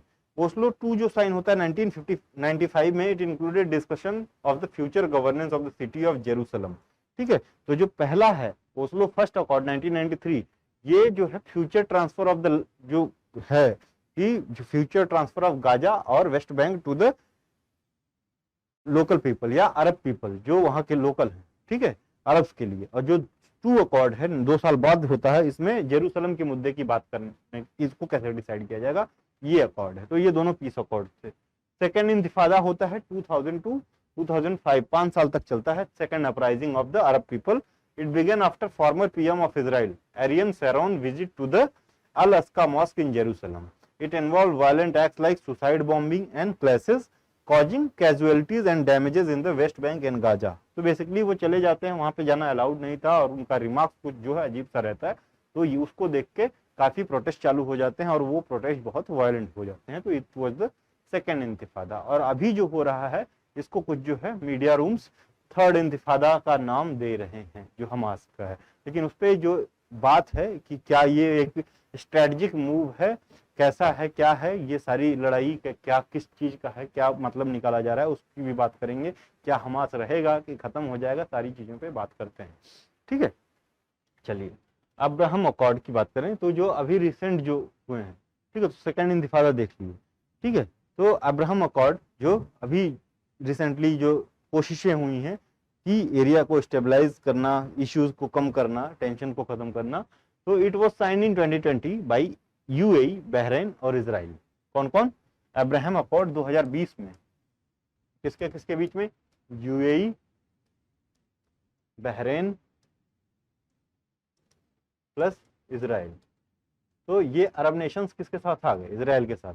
और मीडिएट किसने किया था, मीडिएटेड बाय यूएसए, ठीक है, USA to normalise ties between Arab Gulf state और Israel. और ये देश तैयार क्यों हो रहे हैं, ठीक है, क्योंकि अब सबको पैसा चाहिए और इनके पीछे पर डेट भी बहुत ज्यादा है किसका, यूएसए का, ठीक है, तो पैसा चाहिए, ठीक है। तो ये अब्राहम अकॉर्ड हुआ। और कहीं ना कहीं ये सऊदी अरबिया को भी परसुएड कर रहे थे अभी कि जो आपका मिडिल ईस्ट पीस प्लान में शामिल करने का। Also called the peace to prosperity, a vision to improve lives of the Palestinian and Israel people, it was announced by USA in 2022. क्या, Middle East peace plan. It didn't materialize.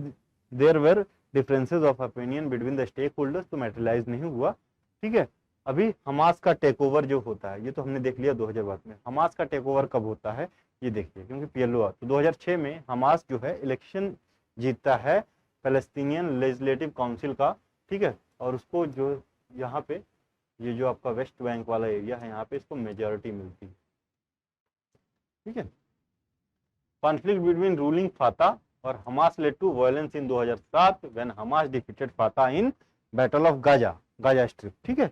चलिए, the 2 PA areas were run by separate factions with Fatah ruling the West Bank, और Hamas कहाँ पे rule करता है, Gaza strip में, ठीक है। 2014 में Hamas and Fatah agreed to deal that would form a unified national Palestine government, ठीक है।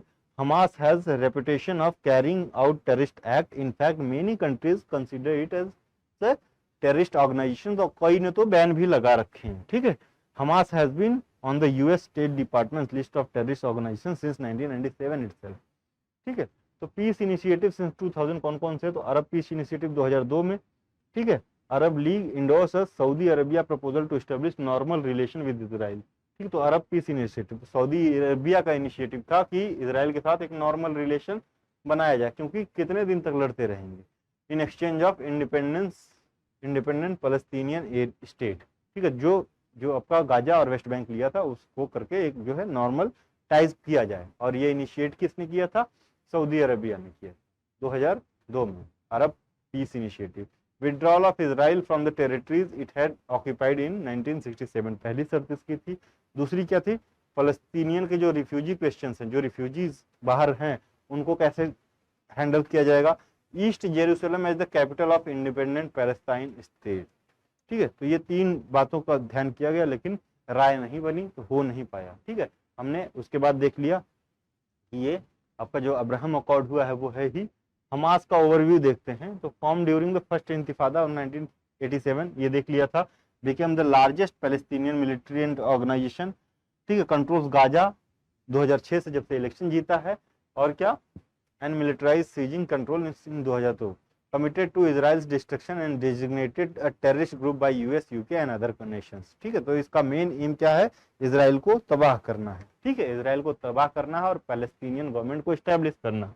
अटैक्स ऑन गाजा कब कब हुए, ठीक है, तो ऑपरेशन कास्ट लीड 2008 में हुआ, इजराइल ने किया। ठीक है, operation pillar of defence, operation protective edge, ये कुछ इजराइल की तरफ से काउंटर अटैक या अटैक है किस पे, हमास के ऊपर। ठीक है, तो ये देख लीजिएगा। रिसेंट क्या है, रिसेंट डेवलपमेंट क्या है, ये इंपॉर्टेंट हो जाती है।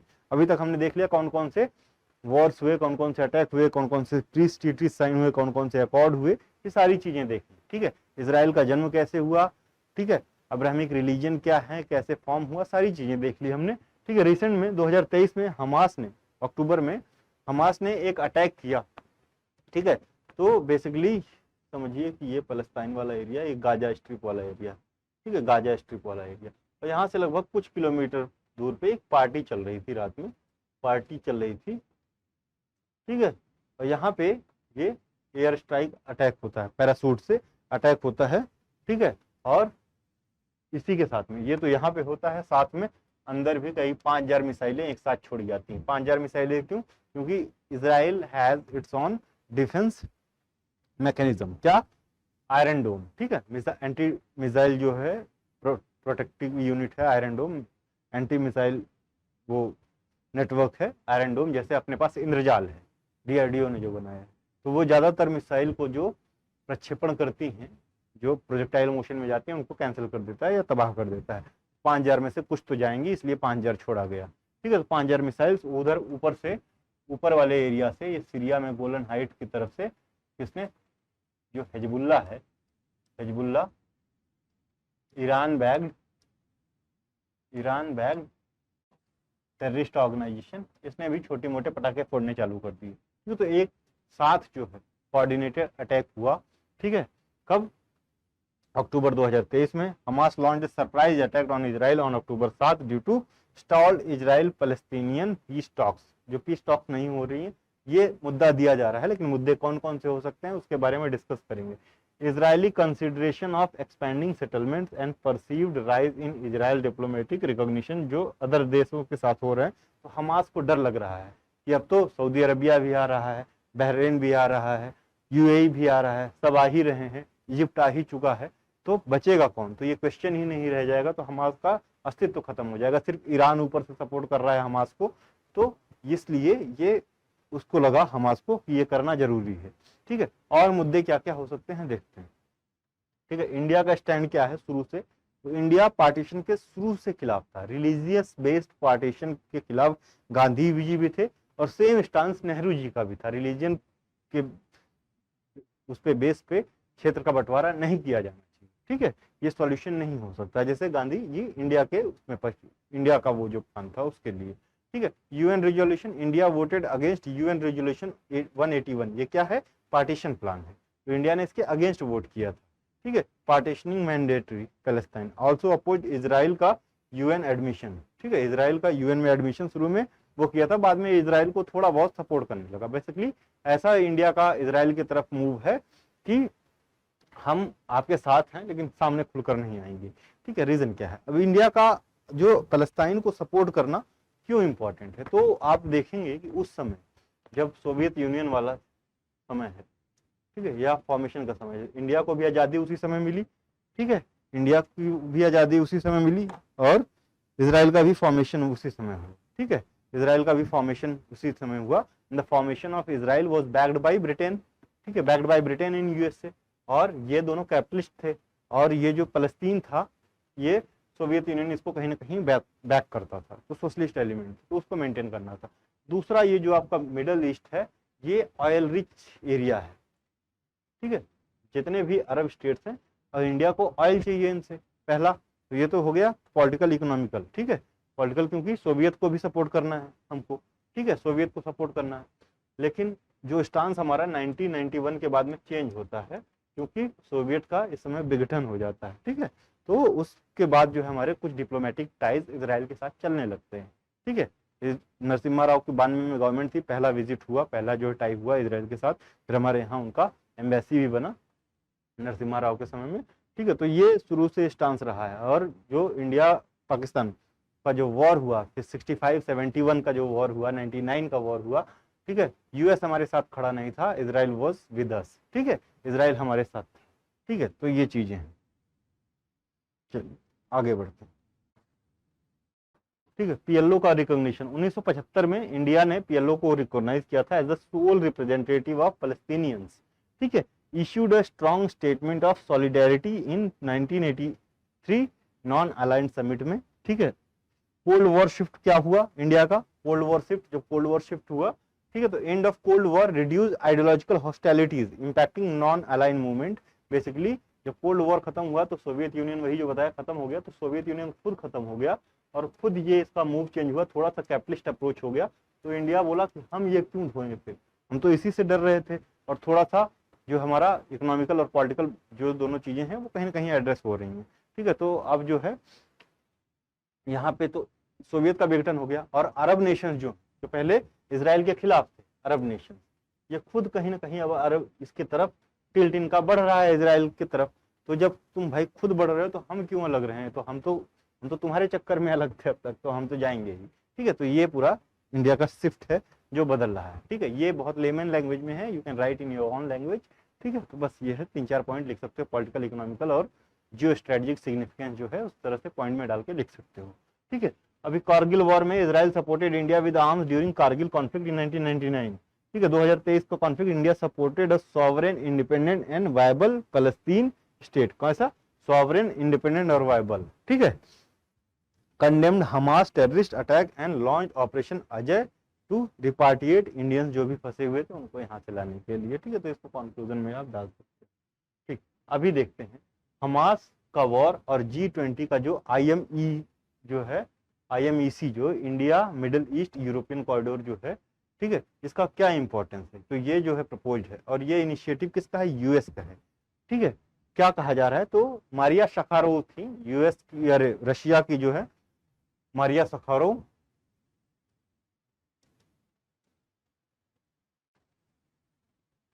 इनका कहना है कि जो CIA है यूएस की, ये इतनी हल्की संस्था नहीं है।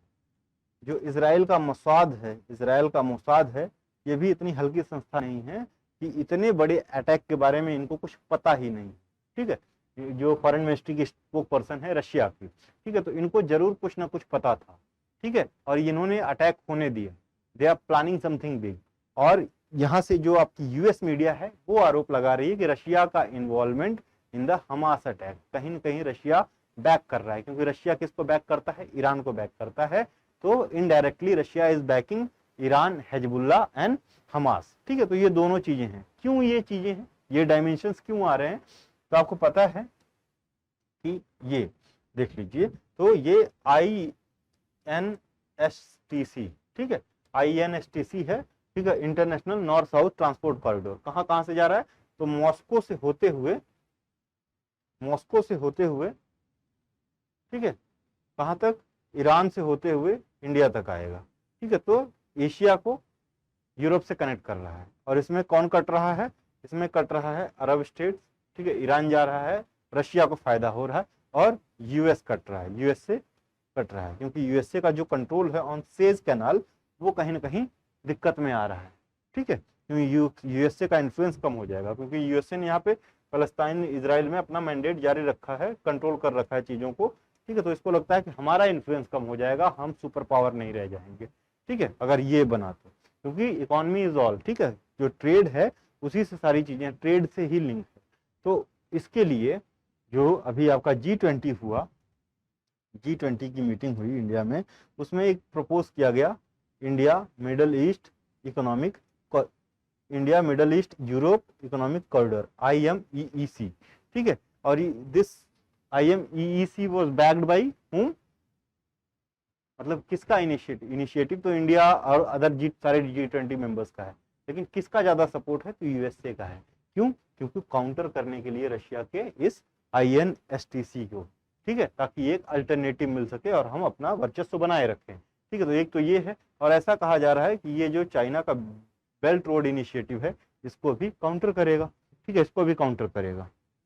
तो ईरान जो है वो कहीं ना कहीं खफा होगा, क्योंकि ईरान तो पूरा कट गया, ठीक है, और ईरान का सऊदी अरबिया है तो दुश्मन है, ठीक है, पूरा कट गया, ईरान वो कट गया और रशिया भी गायब हो रहा है। तो कहीं ना कहीं ये कहा जा रहा है कि जो ईरान बैक कर रहा है हमास को, वो इसी वजह से बैक कर रहा है, ठीक है। और ऐसा कहा जा रहा है कि now USA is in mood कि अब खत्म कर देना है किसको?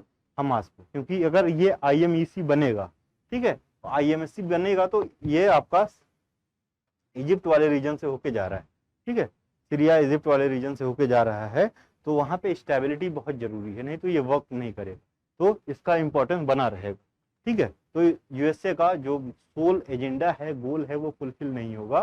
तो USA is in mood to completely destroy the terrorist organisation in the region like Hamas और हिजबुल्लाह, ठीक है। तो ये है, तो अभी देखिए 4-5-10 दिन में, 1 महीने में आपको पता चलेगा, ठीक है। और दूसरी चीज है, कहा जा रहा है कि यूक्रेन को बराबर सप्लाईज दे रहा था कौन? ब्रिटेन, यूएसए, और अटैक से 1 महीने पहले यूक्रेन की सारी सप्लाईज रोक दी गई थी।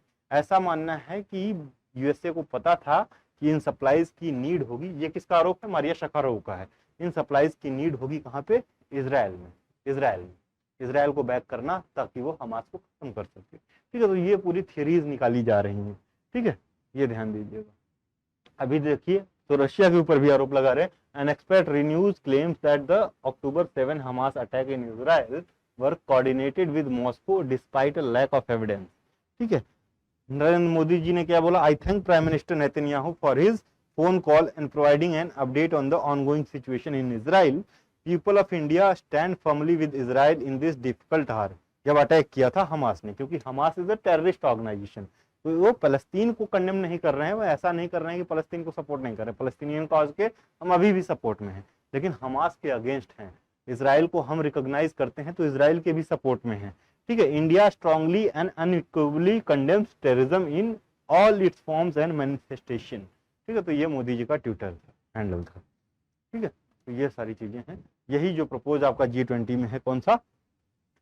IMEC। तो अभी जो आपका अब्राहम अकॉर्ड हुआ, उसके बाद अच्छी पीस टॉक्स चल रही थी, किससे? इराक से भी। अभी ये कुछ दिन के लिए रुक गया है। कहा जाता है कि ये जो अभी हॉल्ट पे है, लेकिन यूएस पूरी कोशिश करेगा कि हमास को खत्म कर दे, ठीक है, हमास को खत्म कर दे।